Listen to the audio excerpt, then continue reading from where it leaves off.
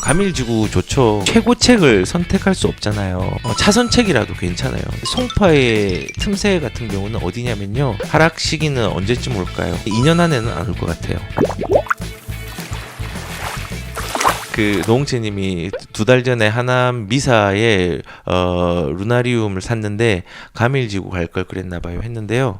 가밀지구 좋죠. 가밀지구 같은 경우는 송파에서 오는 압력과 그 다음에 위례에서 오는 압력과 그 다음에 거여마천, 송파의 거여마천에서 오는 압력들이 많고요.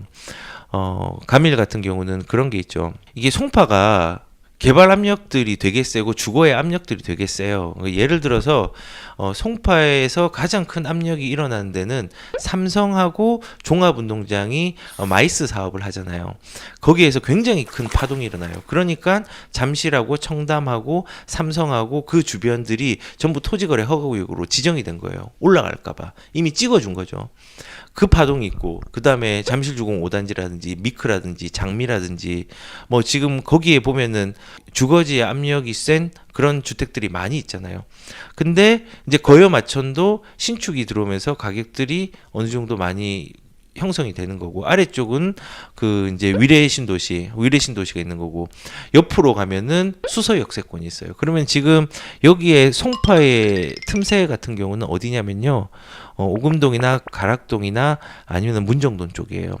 거기에 보면은 뭐 실제로 재건축이 많이 일어나요. 한번 보면은 이렇게 수서 역세권의 압력도 있고, 거여마천에 대한 압력도 있고, 위례의 압력도 있고, 이 주거지의 압력도 있고, 그 다음에 여기에서 파동이 또 시작되고, 그 다음에 가밀지구도 같이 공생하는 구간으로 이렇게 생기는 거잖아요. 그러면은 지금 여기 이런 동네들이 굉장히 좋아요. 왜냐하면 문정시형 같은 경우는 아직 진행에 대한 정확한 제가 이걸 확인을 못했는데 리모델링의 시범단지로 선정이 됐죠.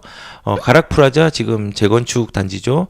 이것도 문정동 136도 단독주택 재건축이라고 지금은 없어졌지만은 재건축이 일어나는 지역이죠. 그리고 가락 미룡도 재건축이죠. 극동도 재건축이죠.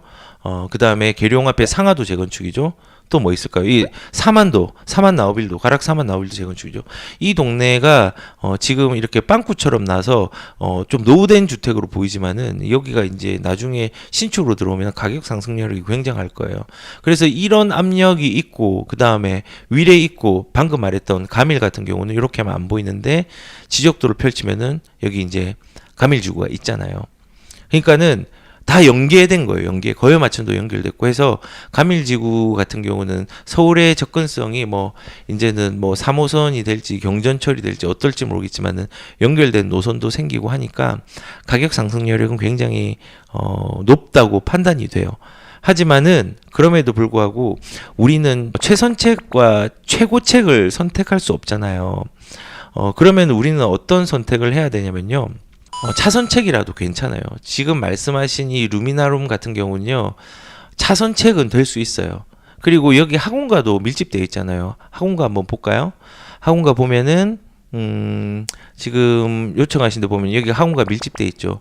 수요가 있는 데예요. 수요가 있는 데이기 때문에 이 하남 같은 경우도 원래는 뭐 옛날에 그린벨트만 대부분 많았었는데 이런 식으로 이제 학원의 수요들도 생기고, 그러면은 이 학원가가 형성된다는 거는 학원이 생기면은 집값을 상승하고, 집값이 또 학원에 대한 어떤 질들을 더 크게 만들고 소득 수준이 올라가니까 이런 현상이 생기는 거란 말이에요. 그래서 지금 2달 전에 루나리움을 샀다고 하셨는데 괜찮아요. 그런데 우리가 무조건 1등과 최고 돈을 많이 버는 주택만 살 수는 없어요. 그렇지만은 인플레이션이 되고 내가 투자한 것 대비해서 수익을 낼 수 있는 물건이 있다면요, 그걸로 나중에 또 새로운 좋은 상급지로 갈아타는 것도 괜찮다고 생각해요. 저도 항상 최고 작은 돈으로 최고 좋은 수익률을 내려고는 하진 않아요. 내가 필요한 만큼의 수익을 내면 좋은 다음 수익이 날 수 있는 대로 갈아타는 전략을 그냥 쓰는 거예요. 그래서 지금 아까 전에 좀 힘들어 하시는 부분이 있었는데 너무 힘들어하지 마시고요. 가밀로 못 갔다고 후회하지 마시고, 이미 집을 샀으니까 최소 2년은 보유하셔야지 비과세 혜택을 받을 수 있잖아요. 그렇게 가시면 될 것 같아요. 정장민님께서 하락 시기는 언제쯤 올까요? 일단은 저는 2년 안에는 안 올 것 같아요. 왜냐하면 공급에 공백이 있거든요. 그리고 전세가 아직까지 잡힐 수 있는 획기적인 정책들이 없어요. 그리고 자금들이 시장에 엄청나게 많이 풀렸고 앞으로 토지보상금으로 엄청나게 45조 이상의 돈이 풀릴 거예요. 그리고 미분양이 소진되었는데 그 소진되면은 건축 인허가 같은 게 나가지고 인허가로 인해서 건물이 올라와야 되잖아요. 그것도 없어요. 결국은 공백이 생긴 건데 그 공백 기간 동안은 가격들이 작은 거래로 계속 꾸준히 올라가는 부분이 있고 이 능선이 끝나고 공급이 시작되는 시장이 이제 뭐 3기 신도시는 이렇게 이럴 거잖아요. 그때 이제 조정이 오는 거죠. 조정이 오고 하락도 올 수 있는 거예요.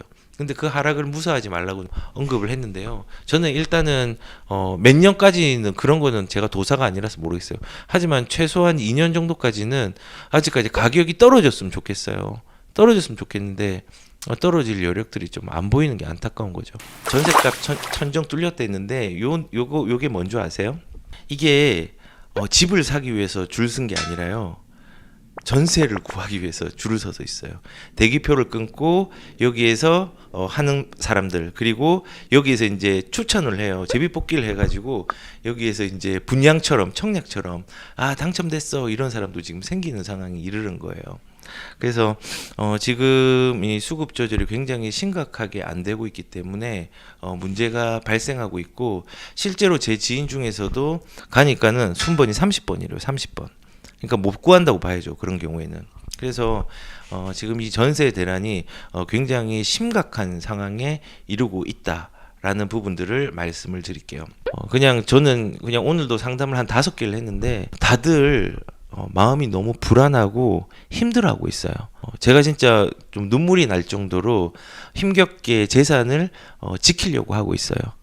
그런데 현실적으로 그렇게 못 되는 경우가 많아서 상담하신 분 중에서 한 3천만 원 정도로 투자할 수 있는 데가 있을까라고 저한테 이제 물어오셨는데 사실 3천만 원으로 할 때 거의 없죠. 그래서 저는 첫 번째로 이제 비규제 지역에서 그래도 광역지자체에서 3천만 원으로 할 수 있는 가격의 파동이 오고 있는 그리고 아직까지 오지 않았지만은 호재와 함께 그 상승 여력이 있는 되게 싼 아파트를 추천을 해드렸는데 그 문제는 저는 추천을 했지만은 이거보다 만약에 부모님이 여력이 된다면은 10년 동안 5천만 원의 비과세를 이용해서 증여를 받은 다음에 8천으로 한번 활용을 해봐라. 8천으로 활용을 하면은 갈 수 있는 폭이 굉장히 높아지거든요.